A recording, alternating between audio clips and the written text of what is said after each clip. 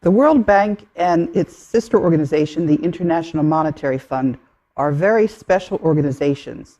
They are sitting on top of the world's wealth, which was put into a secret account, and it has more gold than anybody knows about. And it is cloaked in secrecy. The bankers do not own that money. It's held in benefit for humanity. The World Bank and the IMF are listed on a special agreement that was signed in 1950 about that. Assets, it's gold. It's more gold than people know about. It's over 1 million metric tons of gold. And the World Bank and the IMF have a special role to play, making sure that that money is spent to the benefit of humanity.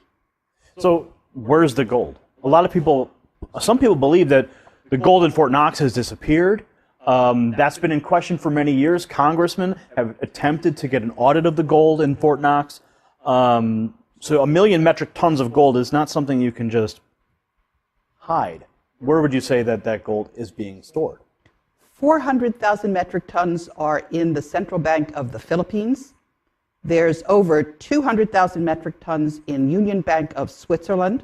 And some of that gold is buried securely in the Philippines as well. Some of it is held in various banks, but the bulk of it is in the Philippines. So the World Bank holds the note on that gold? No. It is in a special trust account that was set up by Ferdinand Marcos, and the authorized signatory is a German banker lawyer by the name of Wolfgang Struck, who also lives in the Philippines. So how do the people get the gold back? If it's their gold and it was taken by these bankers, how do we receive it? That is the question. And they're just sitting there illegally and refusing to relinquish it. Part of the problem is that this gold is cloaked in secrecy. But in the last month, Wolfgang Struck has been publishing all of the documentation. So it's there for people to see. We have the originals. And people just have to make sure that the banks do what they're required to do, which is release the world's wealth.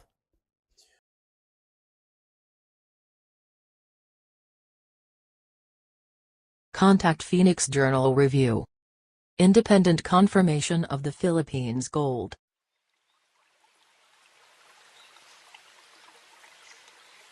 Throughout the Spanish occupation of the Maharlika, members of the Tagayan Italiano clan have been visiting Europe since some of their relatives were English and Austrian. From 1866 to 1898, Prince Julian Macleod Italiano, who became titleholder of OCT 01-4 in 1864, had also been frequenting the Vatican. In 1934, under Pope Pius XII, the Vatican negotiated with a member of the Filipino royal family, the Christian Italiano clan in the Maharlika. An agreement was reached that 640,000 metric tons of the Italiano gold would be lent to the Pope. This was part of that gold accumulated by the Southeast Asian Srivijayan Majapahit Empire during its glorious reign of 900 years. In 1939, two members of the Italiano family and a Roman Catholic priest, Father Jose Antonio Diaz, brought the gold from Kota Kinabalu, Sabah, to the Vatican. After doing this, Father Diaz went back to the Maharlika and resided in Cabanatuan City. After World War II, he facilitated the safe return of the 640,000 metric tons of gold from the Vatican to the Maharlika. Manuel Acuña Rojas, a relative of the Acuña Tagayan Italiano clan, then a congressman, and Bishop Enrique Sobrepena Sr., in the presence of attorney Lorenzo Tañada, received the gold in Manila. Having gained the trust and confidence of Father Diaz, the Italiano clan made him the main negotiator and trustee of their gold. Father Diaz, in turn, hired the services of attorney Ferdinand Marcos, then a highly recommended brilliant young lawyer, having attained notoriety when he successfully defended himself in the Nalundasan case in 1939. The Italiano clan paid commission to Father Diaz and attorney Marcos in gold, 30% from the principal of 640,000 metric tons. In 1949, The two richest men in the world were Father Jose Antonio Diaz and attorney Ferdinand Marcos. Between the two of them they legitimately earned and owned 192,000 metric tons of gold.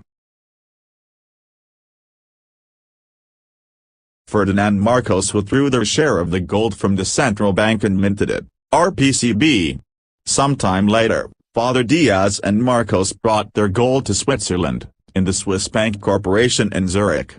The remaining 400,000 metric tons of Italiano gold is in the third-floor basement of the central bank minting plant in East Avenue, Quezon City.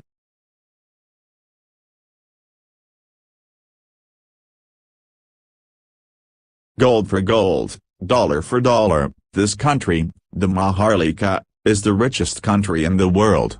During a talk show in a U.S. TV the week following the bombing of the New York Twin Towers, President Bush was asked this question, which is the richest country in the world today? With a smile he said, the Philippines.